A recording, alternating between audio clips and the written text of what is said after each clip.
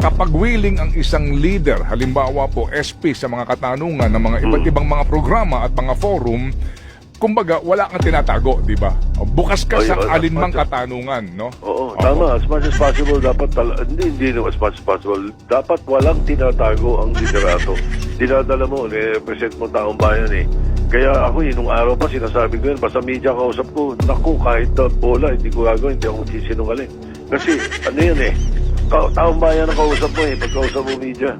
Sa inyo lang pong personal na opinion, dapat din po ba magkaroon ng pagbabago sa liderato po ng Kamara?